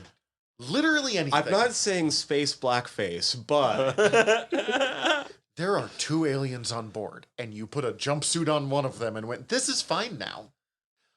I blend in. This is totally incognito. And like, I actually thought some of what they were doing when Chiana was pretending basically to be the concubine was like really interesting and kind of reveals some of the awful shit about peacekeepers. There is that very like, oh, we're the best people, but some of that alien strange is stuff that we will invest a lot of time and ruin a lot of security for. And then we get Scorpius. mm-hmm. And like the way Scorpius rolls in is so innocuous at first. Because at first first time we see him, he's a guy just fucking around in this walking down the hallway and you're like, who is the bondage guy? Like, and like this show definitely has set up that like, oh yeah, hey yeah, random bondage guy in the background type scenario. Like not exactly the same guy, but like sure, but like you might just see random fucking shit in the background. And this is a like, peacekeeper base, and then random bondage skeleton man is just wandering through in the background. And random bondage Skeletor. Who? And then by the way, that man's an impersonator. Like, yeah, somebody do I something clocked about you him. immediately. Fuck off. And shit just goes downhill. Partly because all of these people have the planning abilities of a D&D campaign. Like, well, we have a uniform. That's enough to break into this super secret base. Let's do it. Like, this will be fine. Like, and then immediately, like, all of our plans were awful. Anytime I have ever tried to set up a heist on like being part of the heist or running the heist for the players, this is how it goes. They go, we have the uniforms, figure it out, or like we have the key or whatever. We'll figure it out from there. And like as the DM, you're like, oh, I have to dumb down a lot of stuff really fast. Like, No, don't dumb down for them. They make the decisions they make, and you play accordingly. You play fairly, but you play accordingly. This is probably around the episode where I realized that there were some memories tucked away that, like, I had definitely seen at least, like, minutes of this show before. Yeah, Scorpius is fucking iconic. Exactly. Like, Scorpius was like, oh, I've seen him. And then there was a couple times, like, well, at the very beginning of Nerve, when you have the little bit of Aaron training before she, like, falls over, like, no, I'm actually dying. I was like, oh, wait, have I seen this episode? Yeah, like, it came on after whatever you finished. Yeah. Like, oh, I finished Battlestar Galactica, and, like, I didn't change the TV channel fast enough. Yeah, but I was just like, have I seen this? Because this seems weirdly familiar. I feel like I've seen this. This is where I'm really curious. I was talking about it, like, I want to know what started, like, what was the plan from the beginning? Were we always going to introduce Scorpius, or was this them, like, partway through being like, Krace is really not Enough. working how we wanted him to? He seems like a little bit of a Bitch. fuckboy bitch. Like, who's just like going insane, but like For no good reason. Well, and I'm not really like, I'm definitely not The knocking. guy's a little bit too cuddly to be our big bad. I'm definitely not knocking the actor by any stretch of the imagination. He does a really good job both as Pilot, which holy shit, and as this, fascist government official who is slowly losing his mind because, like, the one little piece of goodness that he kept in his brain was taken away from him and he can't handle it. But he went from, like, dangerous general to, like, hair always askew so fast. But also, like, at the same point, like, Dangerous General really, like, was never there for me. The second he was just like, well, I'm gonna vendetta you because you killed my brother. I'm just like, I get it. But after, like, you talked to him and he told you the whole story and, like... And then you admit it, you're like, yeah, that doesn't make any fucking sense. Gotta do it anyways. And you're like, oh, okay. Brother, you just want to kill this man for no good reason. His best bit of acting and grace is in the final episode, which I guess we'll get to in a little bit. But like, and then we introduce Scorpius, and Scorpius is fucking more interesting than Grace in half a scene. Because he's definitely an alien of some sort that's, like, super fucking strong, maybe precognition or, like, telepathic in some way. It's touched on, but, like, mostly in rumor of, like, is it true he can see your greatest fears? But I mean, it could be, and like, I honestly don't remember some of the detail. Like, I know Scorpius's wider story. I don't remember all of his, like, abilities because I watched this show 10 fucking years ago. I had assumed that it wasn't actually that, but probably something like he could see your, like, most common fear. or no, I wasn't even thinking that. It could be something as, like, he can detect your heart rate more, or like Something like has, something that lets you see, like, heat differently or something. So, humans look like humans unless you can, or look like Sebaceans unless you see the infrared spectrum or whatever, like something along those lines. I'm curious, do you have any theories on Scorpius so far? Either of you. I was looking at Steven, but like, no, He's into golden showers. I mean, probably yes. no, but I'm gonna make a wild guess. Do it. He's Crichton. That would be a fucking swerve. God, that'd be fun. Crichton finds wormhole technology, but it sends him to the future. And he gets warped into Scorpius over time, and then he gets sent back in time as Scorpius. Has to keep the timeline aligned so he can't fucking die.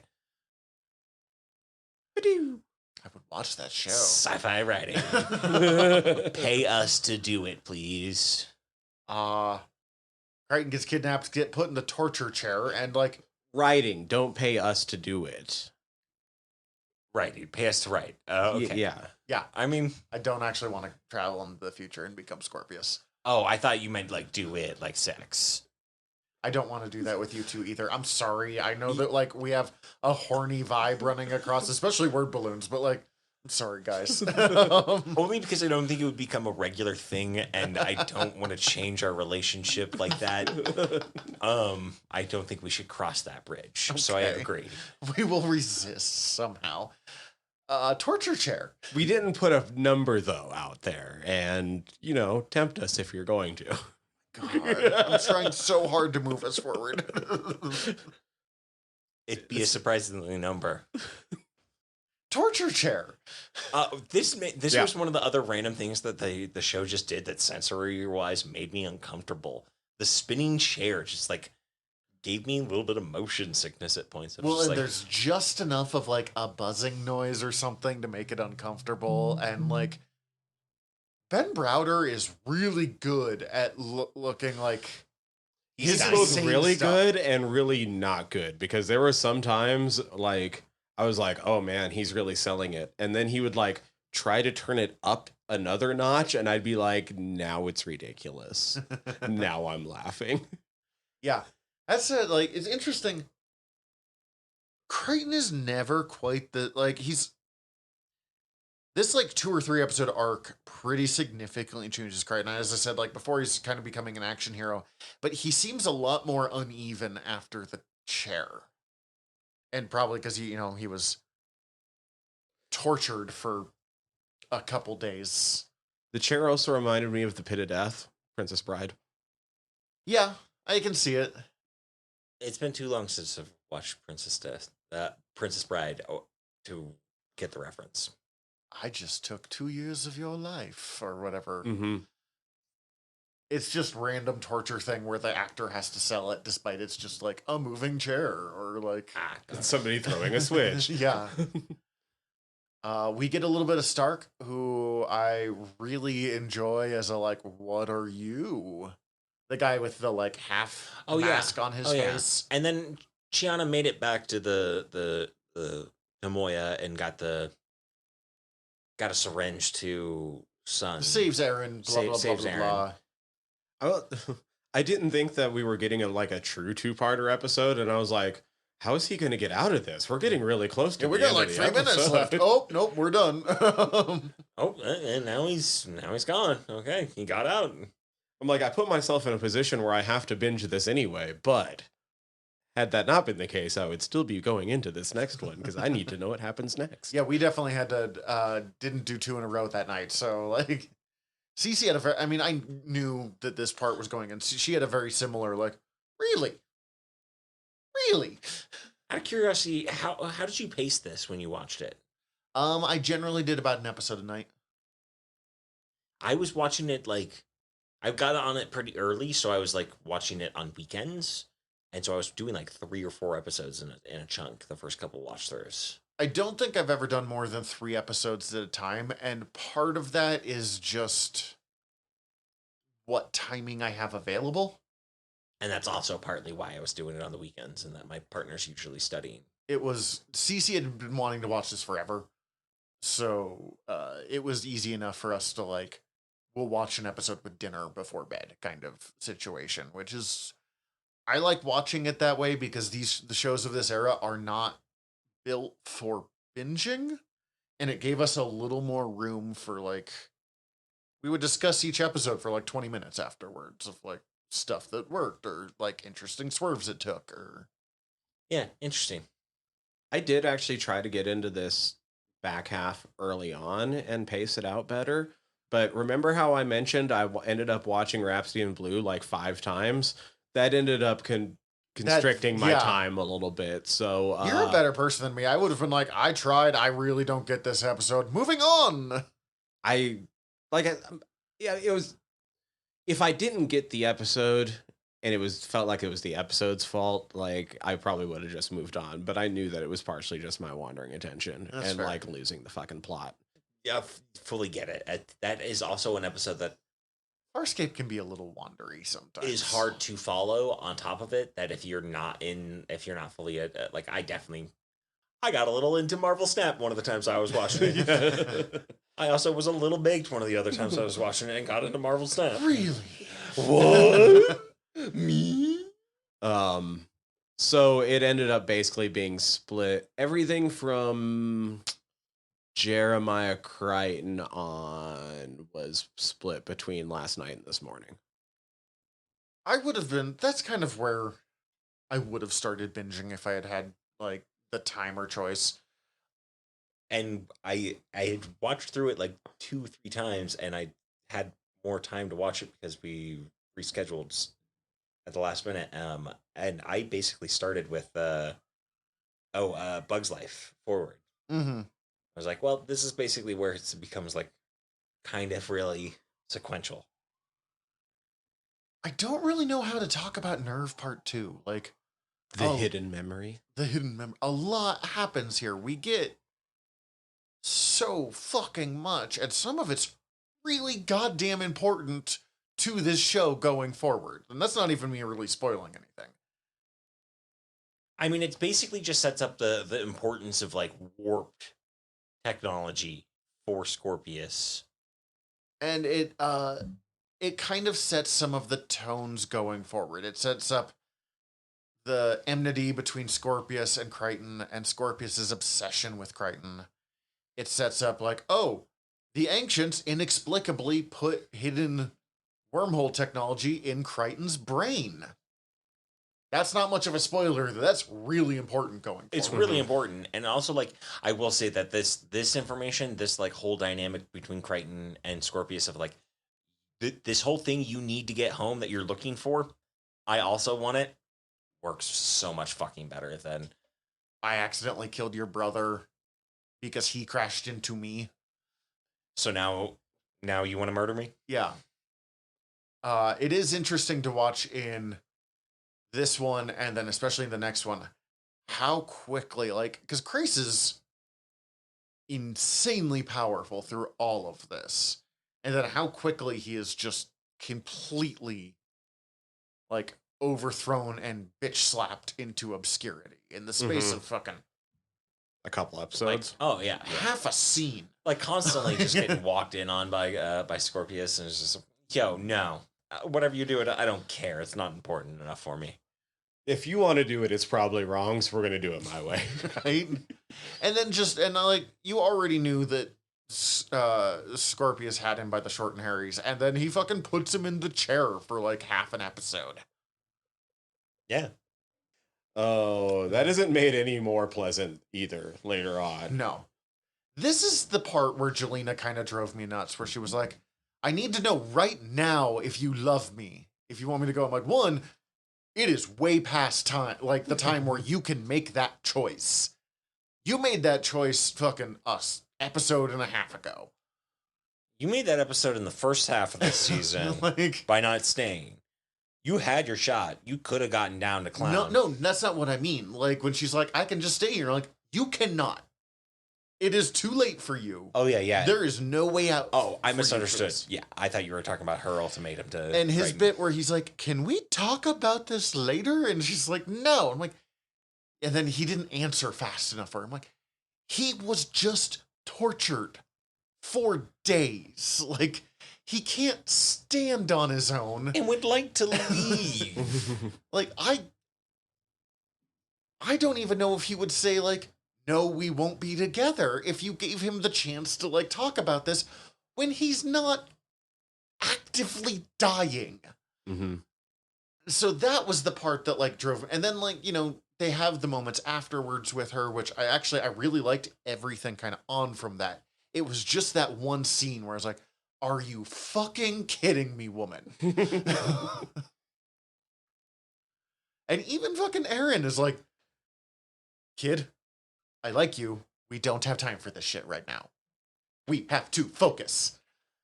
And This it's is just not important. it's just weird that she is the only peacekeeper who doesn't seem to have any concept of focus at any given time. It's almost like Yeah. it's like they wanted to have them fuck in the original PT Tech Girl, Mm-hmm. because if they had like for some reason had way more of a physical connection or some sort of emotional, something to pair there, that this whole storyline makes more sense. Or like, you know, even in the episode before, she tries to do the kissy thing that she does where like kiss a couple parts of his face and he like pulls back a little bit and they're like, oh my God, he's not into me anymore. He is in the highest stress situation of his life. And considering all of the high stress stuff he's been through, That's saying something. that's saying something. And even if he doesn't want to bang Aaron, and obviously he does. That's like, we all know that. We all know that, Yeah, yeah. and like who doesn't? His buddy is dying. He does not have time for a roll in the hay. Like, I just that part drove. roll. I knew I did that specifically for you, my friend.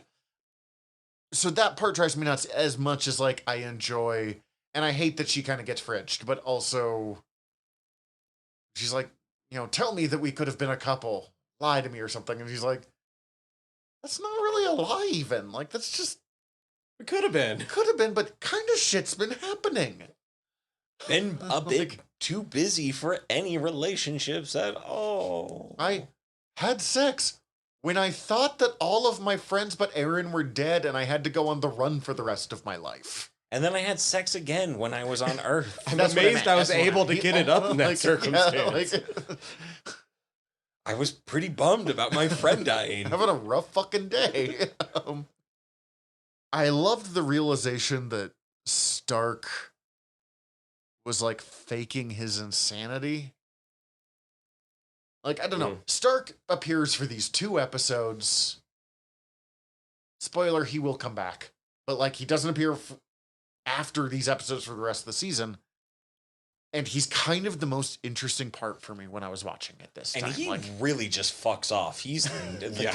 you don't he get... wanders off with Zan after helping her pass, like, happily or kindly or whatever. And like, just walks off set into the bar next door. Like he's just gone. Mm-hmm. We don't know. Like, they never say anything about where he went, as far as I can remember. Yeah, they didn't have time to drop him off anywhere. Because they're lost in the asteroid field in the middle of the fucking... Yeah, that's really like... The more you think about that, the wilder that actually is. It's like, where did he... Is he still on the ship? He's just chilling. He wasn't important to what was coming up. So he was just chilling. I miss my chair. He's just hanging out in one of the cells, just like, I miss my chair. I miss my memory. I gave it away to that peacekeeper. Although he like still has it, I think. He can just kind of share it, because it's like similar to how he like calmed Crichton down. I'm doing the hand motion, even though we're on an audio format. They see it. They see it in their mind. In their mind's eye. And then Bone episode, which we've already talked about and none of us super cared about. I do think that actually, I will say that I do think the fucking scientist monster looks really cool. Like the side mouth is pretty fucking gross and fun. The costuming is on point. The idea is on fire. It's just at such a weird place. Yeah, I like the sort of flip back and forth. Who's the bad guy? Who's the bad guy? Who's the bad guy? Oh, are we the baddies? Oh, I would have liked it way There's no goodies in this scenario. The crew for leaving her to die are baddies. Her for killing everybody's baddies. The scientists for bringing them there to kill everybody are baddies. If anything, she's the least bad of all of them, because literally she's just like, I want to not starve to death. Yeah, no. This is all I'm asking for. Like, if they had done this before, I would have been fine with it. Like, there's no, it just like interrupts the flow was my problem with it. And then it literally the next episode after that is Family Ties, where they're just like, well, we're all fucked. How do we deal with this? Well, how like half of this episode is like a saying goodbye episode. Yeah. I don't know if they knew if they were getting a second season at this point. Yeah, that was the thing we were talking about earlier to figure out. We wanted to figure out, and I definitely did not have time to do research on it, whether or not they knew they had a second season before filming this or not. But like, it also makes sense. These guys do not think they're making it out of this. No one does. They have been... Yeah, like there's definitely like some stakes at play of like, oh, well, the bomb we're writing in for this thing, it may kill us, and if it doesn't, we may die in space, and that's okay, I guess. Opening with Rigel betraying them is like a really interesting move, because even I remember watching it being like, what's the play here? Is this like a swerve? Are they going to reveal a deeper plan or something? Like, oh, this was secretly them playing Scorpius. Nope. Rigel decides he's done with this shit and thinks that he has a better chance negotiating. Which fully tracks with him as his character. It does, but it helps like kind of... There is something about this show, and maybe it's just because of the era of TV that it came out in that I'm used to, that I keep waiting for Rigel's redemption moments to stick harder than they do. Yeah, because he's Rigel. And I'm not saying it's good. It's just interesting. Like, it's interesting to have a character who is that like self-obsessed. Tell you what, if there's one puppet I'm going to punch, it's Rigel. Oh yeah. Oh God, yeah. Oh yeah. I know we talked about doing a favorite puppet episode on word balloons, but he's definitely in my least favorite episode, or least favorite puppet. Oh God, he's up there for me. But we'll talk about it on the episode. The puppet is so good. It's a good puppet, but I hate him. You're supposed to though. Like, he's just an interesting little like chaos agent. And I actually really love the scene because he comes back and he's having that scene with Crichton where Crichton gives him his shit, but gives it like finds a way to guilt him about it and kind of like tries to give him that lesson, but then still like gives him a kiss on the head. There's something like I feel like there's a lot to examine in that scene that I am not smart enough to examine. Is it just me, or did the Aaron Dargo goodbye seem oddly horny? If it's not horny, it's oddly emotional for the both of them. Like I feel like they have set up like that a kindred spirit of like both warriors who kill good, Mm-hmm. but like In a way, those this two feels kind entirely too touchy for you. Like they do set up the whole Drago. I keep doing that. Drago. You keep thinking he's Ivan Drago from what is that? Rocky 3? Yes, Four. Rocky 4. Drago. Dargo. Dargo. Damn it, Dargo. They do set up Dargo, like being very respectful of her possibly dying during those episodes. Well, and actually, those two kind of came to an understanding in like episode like 3 or 4. They started to get each other really early, and this is just the point where they're starting to like actually acknowledge that to each other. And it is interesting the growth that Aaron had. Oh my god, we did not talk about Aaron leaving Crace in the chair. I hinted at it that it got worse for Crace, but that's about it. Her bit where she actually is like, I don't want to go back, fuck you, life in the Peacekeeper sucks, is like maybe the most important part of these 4 episodes, and we just... And I don't know if I have more to say about it than that, but other than like, holy shit, that was a well-acted scene on both of their parts. Yeah, fuck that guy. Yeah. I think you're right that it is a little over the top. Not over the top, but like interesting. I wonder if they hadn't had the kind of sentimental music in the background, if it wouldn't have felt like as kind of emotional and kind of horny as those two were there. Yeah, I don't know. All I know is I was like, is Aaron coming on to Dargo? Right We know that now? Dargo likes Peacekeeper women. He likes the Sabatian girls. I mean, not to spoil the second season, that I did start, but they definitely bone.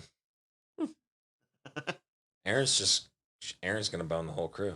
I think there's an argument to be made that this is a giant messy polycule in space just trying to like survive and fuck. Oh, this is And definitely Rigel, who just happens to be there because he's like the cat that no one actually likes, but no one can bring themselves to get rid of. Get off of my back while you're... I am busy. He's not Ace or Arrow. He's an incel. Oh, no. Oh. Although they have like set up that he does fuck, but mostly Just- concubine. Hynerians. Yeah.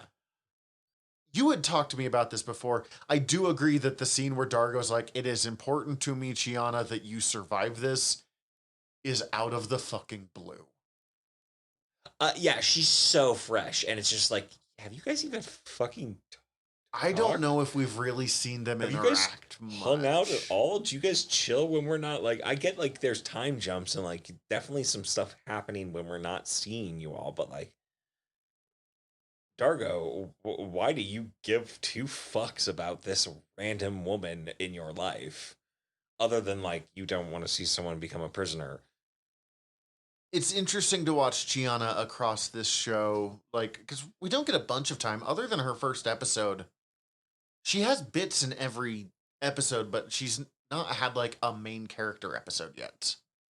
No, not really. But we do get to see the ways that she is like, she's still at a point where she might ditch at a moment's notice, but she's still trying to find ways to like be helpful and like honestly trying to find ways to be helpful and to prove her value. And that dynamic was definitely set up and examined more in the episode Through the Looking Glass. Mhm. It's like she has to like go help, and like this is like, yo, this is a regular fucking thing. We do this every week.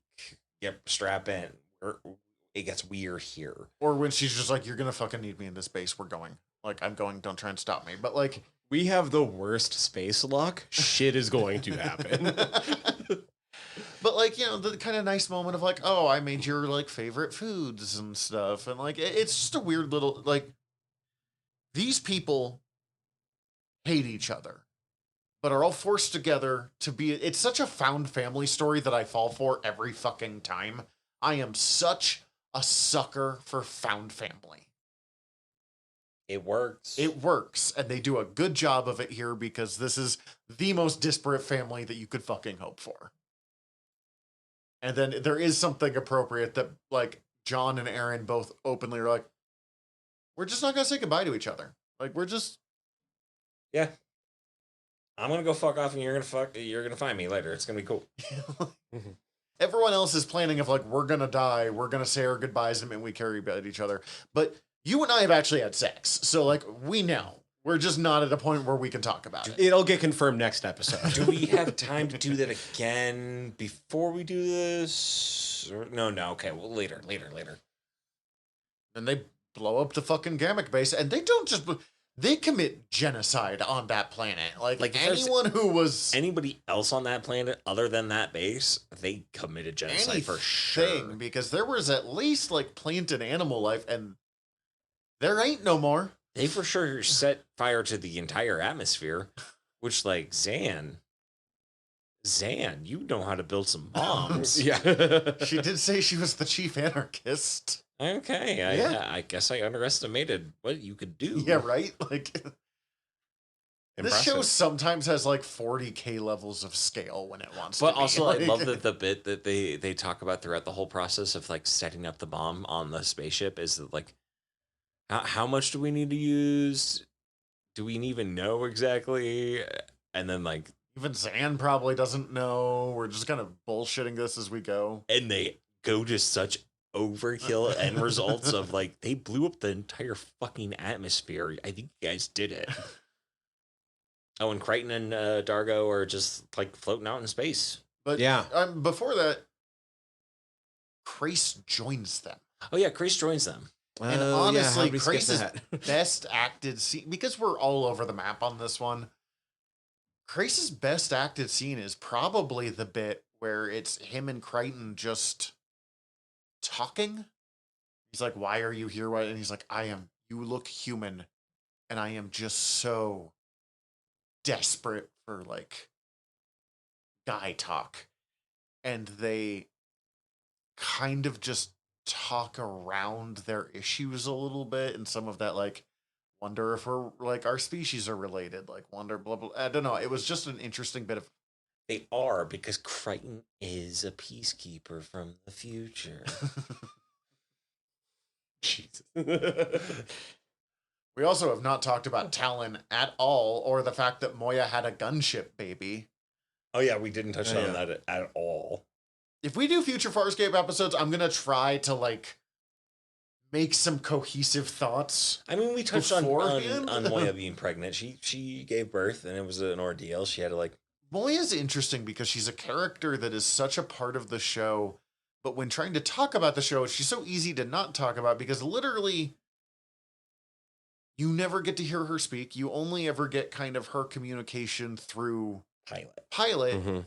and her how not sentient. We know she's sentient, but like how advanced her speaking and her thought process is a little wibbly.